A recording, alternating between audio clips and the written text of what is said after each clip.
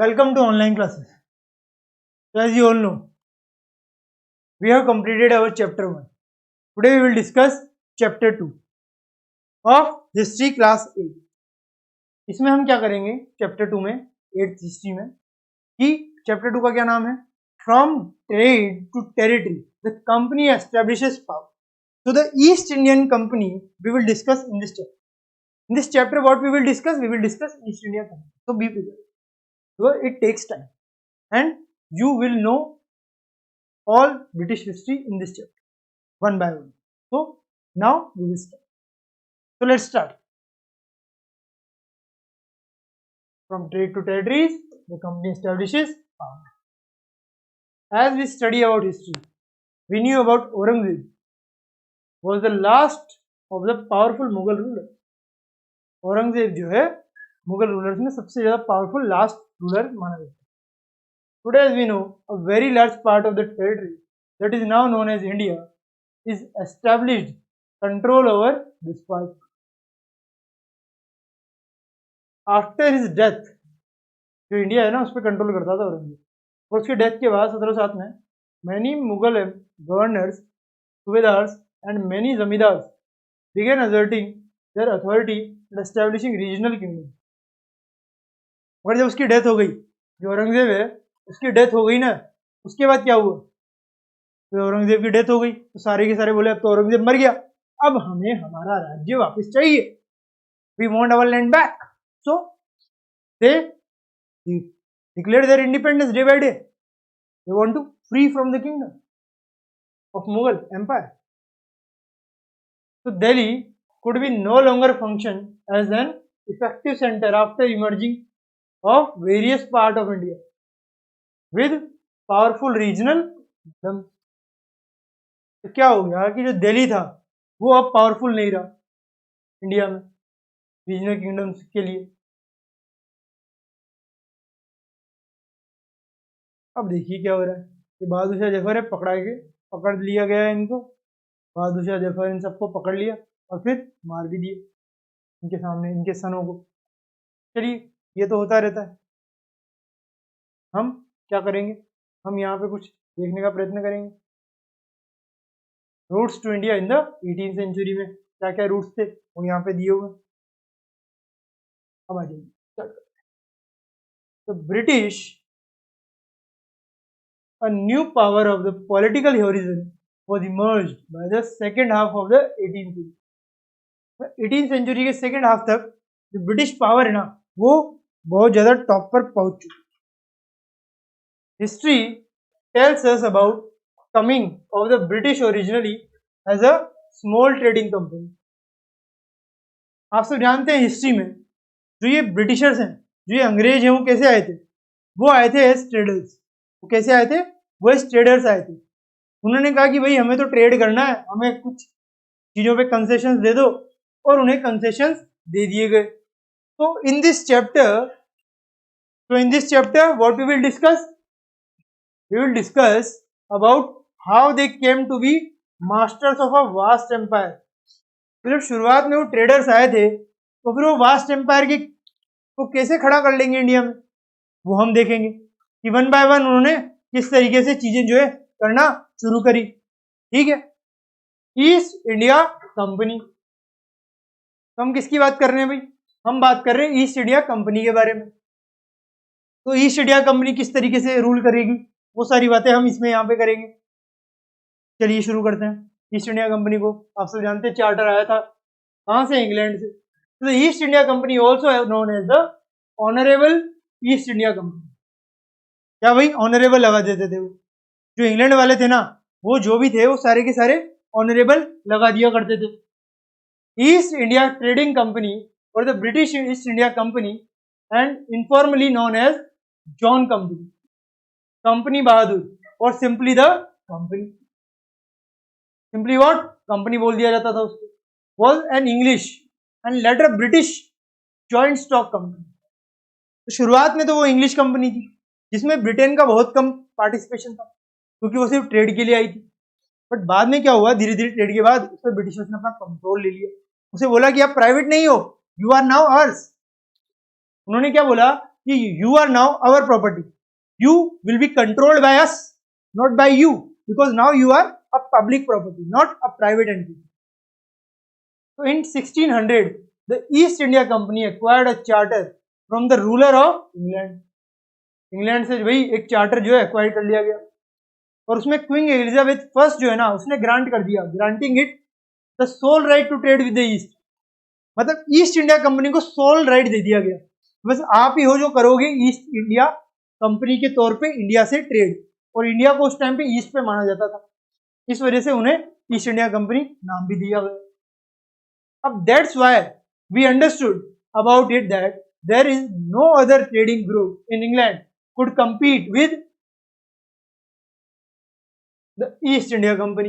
अब आप सब जानते हैं फ्रेंच रिवॉल्यूशन के बारे में, ब्रिटिशर्स ने किस तरीके से फिर बाद में फ्रांसिस के बारे में किया था, तो वर्ल्ड वॉर ये सब तो आप सब जानते ही. तो उस टाइम के बाद, उससे पहले जो ब्रिटिशर्स थे ना, कॉलोनीज बनाना स्टार्ट कर दिए. तो कॉलोनीज बनाने से पहले वो क्या चाहते थे कि भाई रिसोर्सेज चाहिए, ट्रेड करना है, तो उसके हिसाब से ही वो सारे के सारे आए थे. और जो और थे इंग्लिश के अलावा, वो सारे इतने पावरफुल नहीं थे. बट जो ब्रिटिशर्स थे ना, उन्हें एक ज्यादा डिसएडवांटेज भी था. वो डिसएडवांटेज क्या था कि भाई ब्रिटिशर्स से पहले और जो यूरोपियन पावर्स है, उन्होंने भी इंडिया में कई तरीके के पोर्ट्स बना लिए थे. क्यों भाई? क्योंकि वो भी ट्रेड करने आए थे. ब्रिटिशर्स ट्रेड करने बाद में आए, उससे पहले और भी आ चुके थे. तो ब्रिटिशर्स के लिए प्रॉब्लम थी कि भाई पहले से यूरोपियन कंट्रीज इंडिया में आ चुकी है, तो हम तो पहले उन्हें हटाना पड़ेगा. आप सबने फ्रांस के साथ ब्रिटिशर्स के युद्ध देखे, तो फ्रांस जो है यहाँ पे इंडिया में आ चुका था ब्रिटिशर्स से पहले, तो इसी वजह से कई तरह की प्रॉब्लम्स ब्रिटिशर्स को झेलनी पड़ी थी. पहले तो यूरोपियन को हटाओ, फिर उसके बाद इंडिया के राजाओं को हटाओ, तो दो टास्क थे उनके पास. यूरोपियंस को तो फिर भी जल्दी हरा दिया, इंडिया वालों को टाइम लग गया. चलिए, we will discuss now the main purpose of East India company was to buy goods at cheap price, because Indian prices are so cheap, and then them back to Europe to sell at higher price. तो क्या करते? उनका game simple था. उनका game क्या था कि cheaper price में खरीदो और हायर प्राइस में बेचो, एंड बीच का मार्जिन जो है वो हमारा प्रॉफिट है, वो हम शेयर कर लेंगे. तो this kind of act reduce the fear of competition from the other companies of English trading.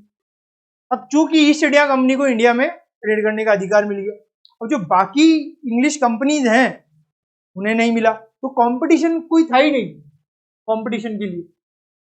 तो मर्केंटाइल ट्रेडिंग कंपनीज, ये companies had good profile in those days. तो उनमें एक कंपनी थी जिसका नाम क्या था? Mercantile trading company. कौन सी कंपनी थी भाई? Mercantile trading company. तो आ जाइए, यहाँ पे एक वर्ड आया है मर्केंटाइल, इसका क्या मीनिंग होता है? यहाँ पे कहीं दिया हुआ है आपको, चलिए देखते हैं. यहाँ देखिए, मर्केंटाइल के बारे में आपको दे रखा है. क्या है भाई मर्केंटाइल? तो business enterprise that makes profit primarily through trade. जैसे ईस्ट इंडिया कंपनी ट्रेड करके प्रॉफिट कमा रही, buying goods cheap and selling them at higher price. तो जो ईस्ट इंडिया कंपनी कर रही थी वो मर्केंटाइल की डेफिनेशन से टोटली फिट हुई, तो इस वजह से उन्हें मर्केंटाइल भी कहा जा सकता.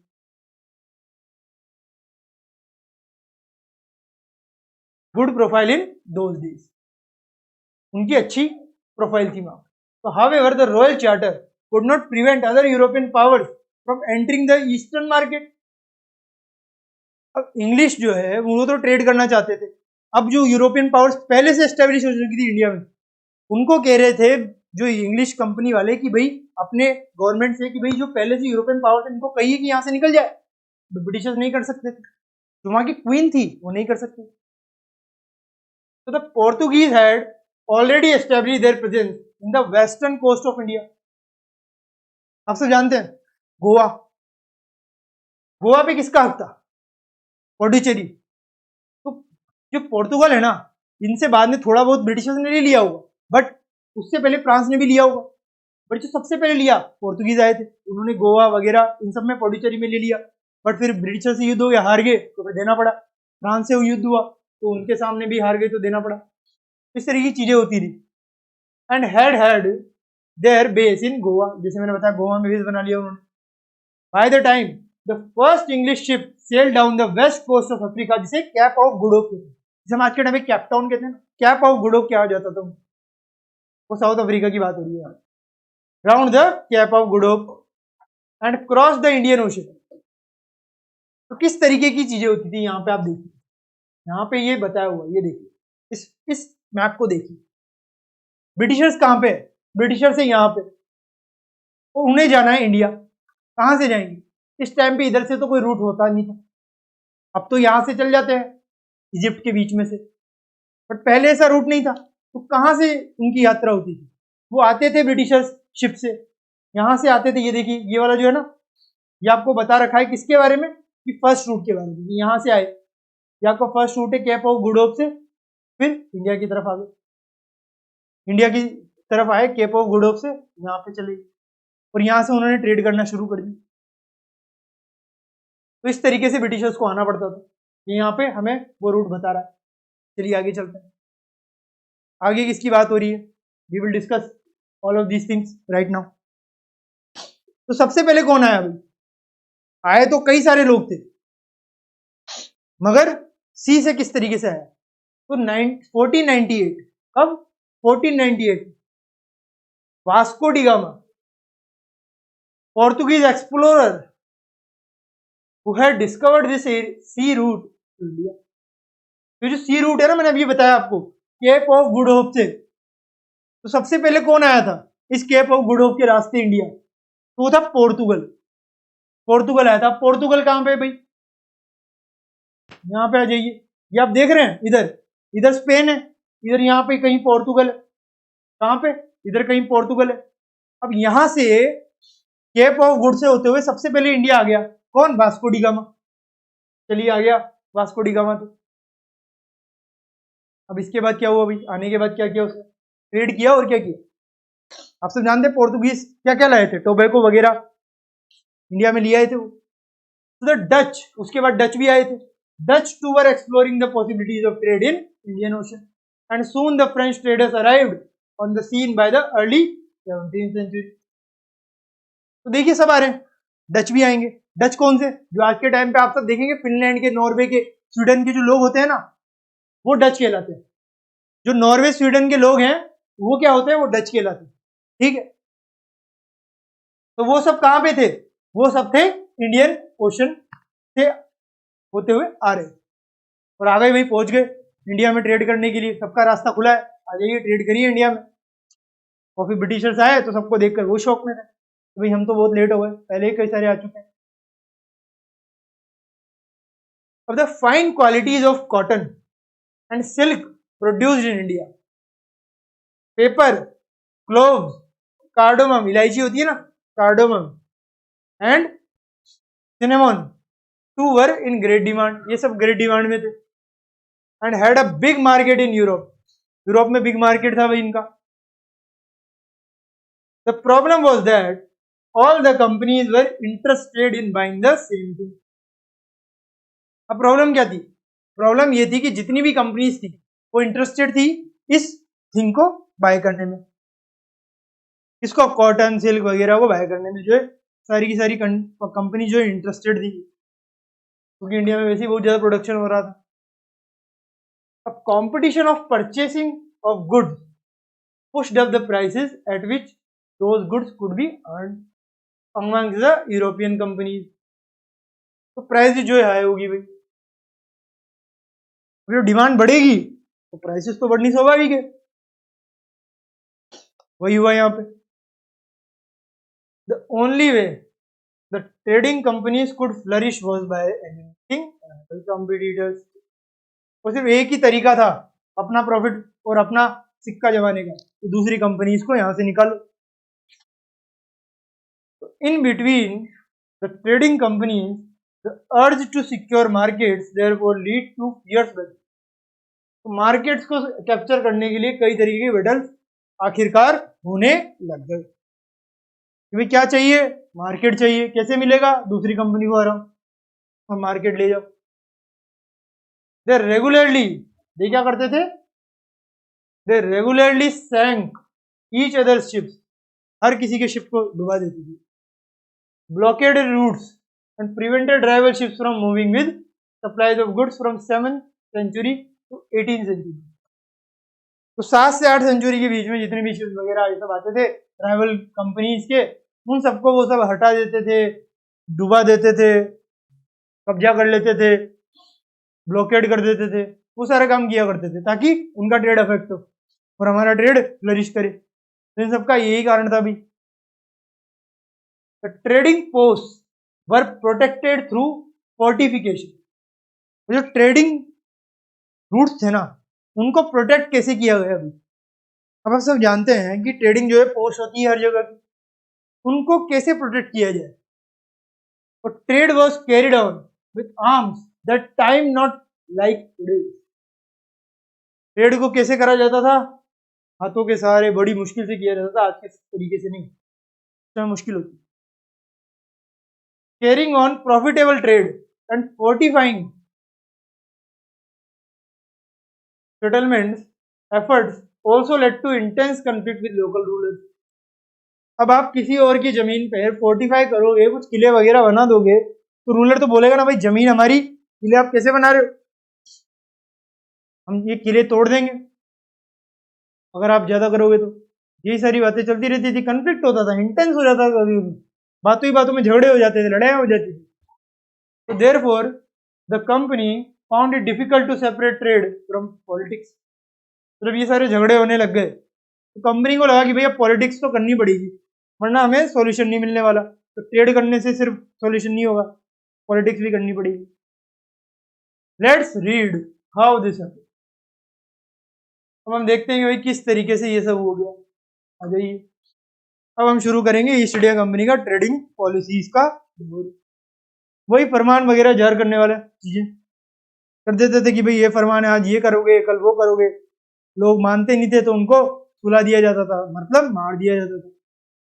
मार या तो कर दो या सर दो वाली नीति, सीधी सी बात। चलिए देख लेते हैं फिर भी। East India company begins trade in Bengal. तो बंगाल में भाई इन्होंने ट्रेड करना शुरू कर दिया। कहाँ पे ट्रेड करना शुरू कर दिया? बंगाल में ट्रेड करना शुरू कर दिया। According to historians in 1651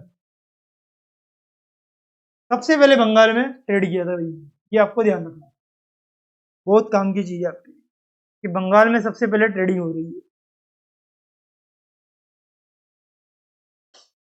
according to historians in 1651 the first English factory was set up on the banks of the river Hooghly।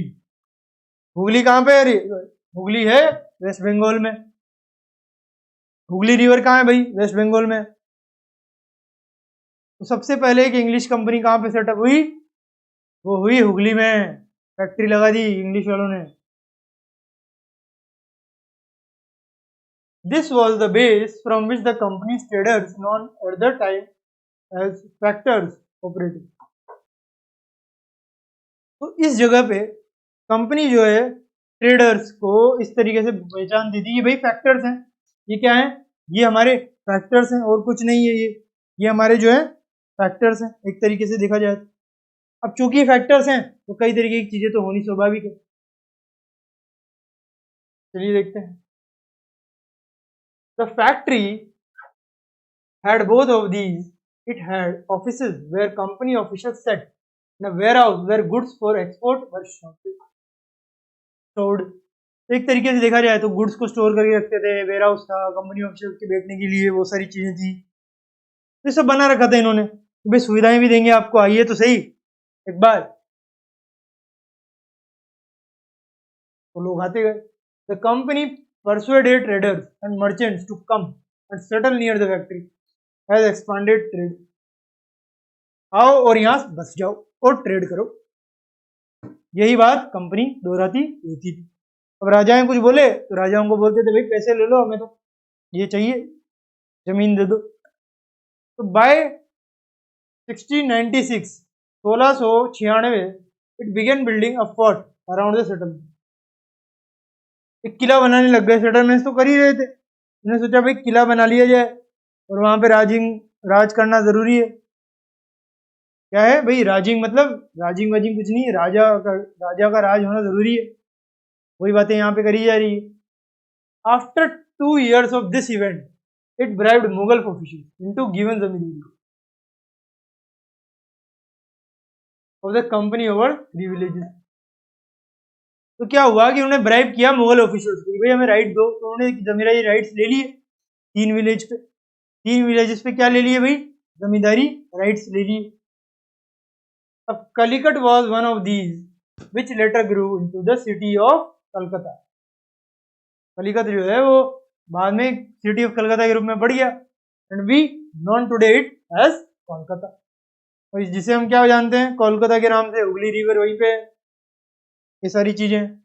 It also persuaded the Mughal emperor Aurangzeb to issue a farman granting the company the right to trade duty free. मतलब औरंगजेब ने जो है एक फरमान जारी कर दिया कि भाई राइट टू ट्रेड जो है ड्यूटी फ्री भी होगा. क्या होगा, ड्यूटी फ्री होगा, आपको कोई ड्यूटी नहीं लगेगी, फुल ट्रेड की कोई नहीं, हमारा देश है मगर ड्यूटी आपको नहीं लगेगी.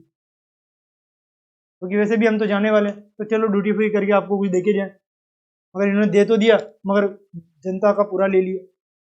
चलिए आगे देखते हैं. The company for privileges existing had to try continuously to press for more concessions and meaningful. Company का एक ही नारा था, गाजर दिखाओ और फिर उसके बाद अटैक कर दो. शुरुआत में बोलो भाई हमें ये कंसेशन दे दो, हमें वो कंसेशन दे दो, कंसेशन ले लेके इतने कंसेशन ले लो कि फिर राजा को बाय बाय, आपका कोई काम नहीं, निकलो यहाँ.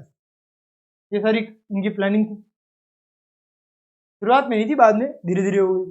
For instance, Farman of Aurangzeb granted the company the right to trade duty free. At other side, officials of the company were carrying on private trade on the side, were expected to pay duty. और जो other side officials है ना company के, उन्हें वो जो private trade कर रहे थे, उनसे बोला जा रहा था कि भाई आप तो ड्यूटी पे करो. मतलब इंग्लिश से तो कुछ नहीं मिल रहा, और जो दूसरे वर्कर ले रहे हैं उनसे ड्यूटी ले रहे हैं. मतलब टोटली अगेंस्ट था ये Indians. For Bengal they refuse to pay, causing an enormous loss of revenue. उन्होंने बोल दिया हम नहीं पे करेंगे, जो करना है कर लो, रेवेन्यू का लॉस हो गया. There is some question, one of these, how could the nawab of Bengal Murshid Quli Khan not protest. कि भाई ये प्रोटेस्ट क्यों नहीं किया मुर्शिद कुली खान ने.